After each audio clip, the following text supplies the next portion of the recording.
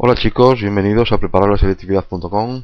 Vamos con un nuevo vídeo de biología y en esta ocasión estamos desarrollando el tema de los enzimas y vamos en esta ocasión a hablar de lo que es ya la cinética enzimática, la formación del complejo enzima-sustrato y todo lo relacionado también con la ecuación de Michaelis-Menten, ¿vale? Bien.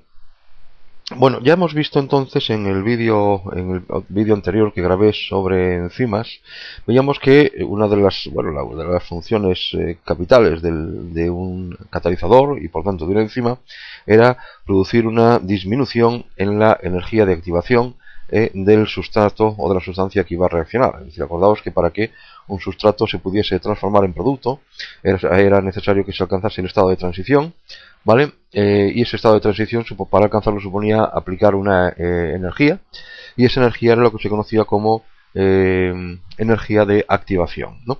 Bien, entonces lo que hace el enzima, lo que hace el catalizador es disminuir la cantidad de energía que necesita ese sustrato para alcanzar el estado de transición, es decir, disminuir la cantidad de energía que necesita para disminuir la energía de activación para alcanzar el estado de transición. Un ejemplo lo podéis ver en la disociación de la agua oxigenada. En este sentido, la descomposición del agua oxigenada en agua más oxígeno, para alcanzar el estado de oxidación tendríamos que aplicar una cantidad calórica aproximadamente de unas 18 kilocalorías por mol, en este caso de agua oxigenada. Bien, si ahora hacemos la misma comparación, pero medimos la cantidad de energía que tenemos que aplicar, pero en presencia de una enzima, en este caso la catalasa o la peroxidasa, vemos que la cantidad de energía se ha reducido a 5 kilocalorías por mol. Como veis, hay una disminución importante en cuanto a la energía que ha sido necesaria aportar, ¿no?, en ese estado de activación. Entonces, que quede claro este concepto, aunque ya digo, es un poquito repetir lo que vimos en otro vídeo. Por disminuir esa energía de activación, las enzimas van a aumentar la velocidad de la reacción del orden de 10 a la 6 o 10 a la 20 veces, ¿vale? Claro, porque si supone que lo que estoy consiguiendo es disminuir la energía que tengo que aportar, lógicamente al disminuir la energía y disminuir por lo tanto el tiempo en alcanzar el estado de transición, la velocidad va a aumentar. Bien, entonces, como digo, esto que sea el inicio para entrar en lo que es la cinética enzimática, la formación del complejo enzima-sustrato, ¿de acuerdo? Y todo en base a la gráfica que tenéis ahí, ¿de acuerdo? Por un lado está la concentración de sustrato, veis en la gráfica, y por otro lado está la velocidad, ¿vale? Entonces, vamos a desarrollar este tema en base a la gráfica, prácticamente a la gráfica que tenéis ahí. Entonces, como digo, estudiando o viendo las reacciones catalizadas por enzimas, se observó que si mantenemos constante la concentración de enzima y vamos aumentando la concentración de sustrato, podéis ver, como está marcado en la gráfica, que al principio la velocidad aumenta de manera considerable, pero llega un momento en que los cambios que se producen en la velocidad son cada vez más pequeños. O sea, un aumento en la concentración de sustrato al principio sí lleva grandes aumentos en la velocidad de la reacción, pero a medida que estamos aumentando esa concentración de sustrato, como veis en la gráfica, pues las diferencias que se producen en la velocidad son cada vez más pequeñas, hasta llegar a un momento en el cual la velocidad, por mucho que aumentemos la concentración de sustrato, esa velocidad no va a aumentar. Es lo que se conoce como la velocidad máxima de esa reacción. A partir de ahí, como digo, la velocidad solamente se incrementaría si aumentamos la concentración de enzima, pero no aumentando la concentración de sustrato. Este fenómeno se conoce como saturación de enzima por sustrato y está presente o es algo propio de cada enzima, ¿de acuerdo? Ahora, eso sí, en cada reacción va a variar la cantidad de concentración de sustrato que es necesario aplicar o colocar para que se llegue a la saturación, ¿de acuerdo? Lo veis bien en esta gráfica, ¿vale? aumentamos la concentración de sustrato, la velocidad aumenta considerablemente, pero llega un momento en que por mucho que aumentemos, la velocidad va a seguir siendo la misma, que es la velocidad máxima, ¿de acuerdo? Se ha alcanzado por lo tanto la saturación de la enzima por el sustrato y solamente se conseguirá aumentar la velocidad si aumento la cantidad de enzima que añado. Bien, esto lo que llevó fue a que Michaelis y Menten en el año 1913 postularan una teoría que dio lugar a la ecuación de Michaelis-Menten, que es la que tenéis en la que seguís teniendo en la gráfica, que esta teoría se refiere a la reacción o a lo que ocurre en el paso de un sustrato a un producto, ¿de acuerdo? Y como digo, la ecuación es la que tenéis ahí puesta. Bien, según la teoría entonces de Michaelis-Menten, cada molécula de enzima, ¿vale? Como veis ahora en esos esquemas que os tengo delante en la pantalla, se va a unir a una molécula de sustrato y va a formar el complejo enzima-sustrato, ¿de acuerdo? En este momento es cuando ya, a partir de ahora, el sustrato se va a transformar en producto. Bien, una vez que se ha producido la transformación del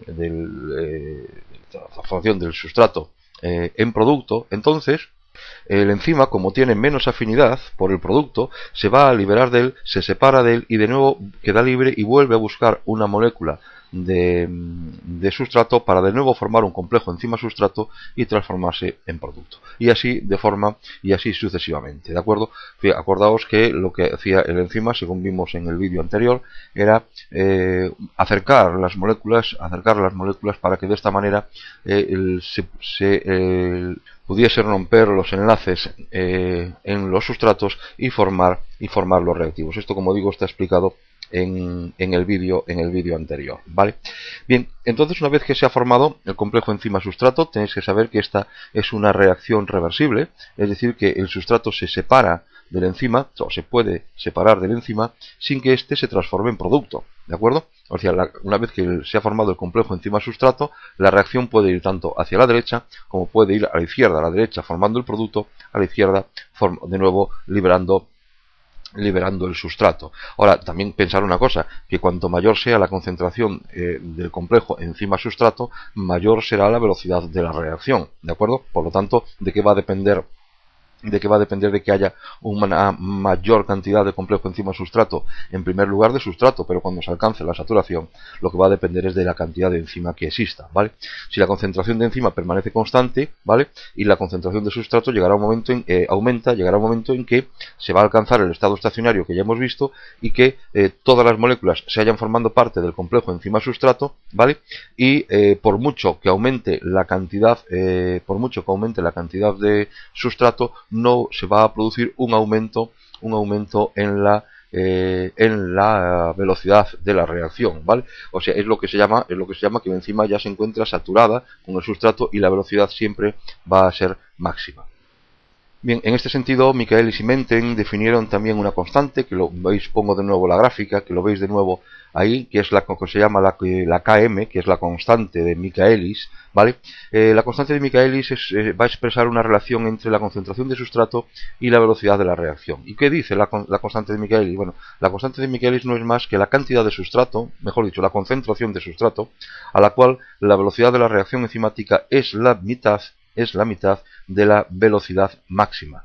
La Km se puede determinar de una manera gráfica y es un indicador, nos sirve porque es un indicador de la actividad de la enzima cuando actúa sobre un determinado sustrato. Cuanto más bajo es la cantidad, es el valor de la Km, ¿qué significa? Hombre, significa que la enzima va a ser más activa. ¿Por qué va a ser más activa? Porque se necesita una menor cantidad de sustrato para alcanzar una velocidad que sea mitad de la velocidad máxima. Es decir, se une fácilmente la enzima a las moléculas de sustrato y por lo tanto se acelera la reacción. Dicho de otra manera, tiene una mayor afinidad el enzima por el sustrato. En este sentido os pongo un ejemplo que sería la enzima la hexoquinasa.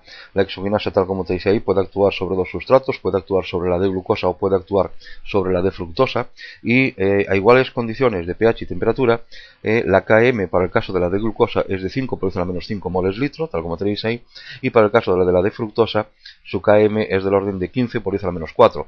La pregunta que os podría hacer es en qué caso es más activa. Hombre, lógicamente va a ser más activa en en el caso de la glucosa. ¿Por qué? Porque la Km es más pequeña, se necesita menor concentración de sustrato para alcanzar una velocidad que sea mitad de la velocidad máxima. Bueno, y vamos a ver, hasta ahora hemos visto las reacciones en las cuales interviene solamente un sustrato, pero también puede ocurrir que intervenga más de un sustrato, es decir, solamente una muy poquita, una minoría de reacciones ocurren en la célula son de un sustrato, es decir, la inmensa mayoría van a intervenir dos, tres o más sustratos, ¿no? Entonces, ¿cómo se pueden producir estas reacciones? Ahí tenéis el esquema. Bien, pues se pueden producir de dos maneras. Bien, vamos a hablar en el caso de dos sustratos, vamos a llamarle A y B, como tenéis ahí. Bueno, pues puede suceder que los dos sustratos se unan de manera simultánea a la enzima, de forma que al quedar próximos a esa enzima, al quedar próximos pues en su unión a la enzima, pues van a reaccionar y se van a transformar ambos en productos, es decir, dando los productos C más D, como tenéis ahí en la gráfica. Esto ha ocurrido porque cuando los dos sustratos A y B se unen a la enzima, al quedar próximos en su unión a la enzima, hay muchas más posibilidades de que reaccione y por lo tanto se transformen en los productos finales, ¿no? Bien, eso sería una primera opción. Y una segunda opción es que los dos sustratos se unen a la enzima de manera por separada, ¿vale? Generalmente un sustrato se une en primer lugar a la enzima y este sustrato lo que hace es transferirle un átomo o transferirle un grupo funcional, y una vez hecho esto se desprende de la enzima y es momento en que a continuación interviene el segundo sustrato, que es el que va a aceptar todo lo que liberó el sustrato anterior, ¿vale? Para transformarse en el producto correspondiente, ¿de acuerdo? O sea, son dos maneras en las cuales, como veis ahí representadas, son dos maneras en las cuales se produce la secuencia de reacciones cuando interviene más de un sustrato. Bien, y con esto entonces termino el tema o el vídeo dedicado a la cinética enzimática, a la formación del complejo enzima-sustrato, ¿de acuerdo? Espero que lo hayáis entendido y bueno, pues si tenéis alguna duda, como siempre, me la marcáis ahí y lo más rápidamente posible la contesto, ¿de acuerdo? Pues eso, pues muchas gracias por ver los vídeos y como siempre, pues gracias por estar ahí.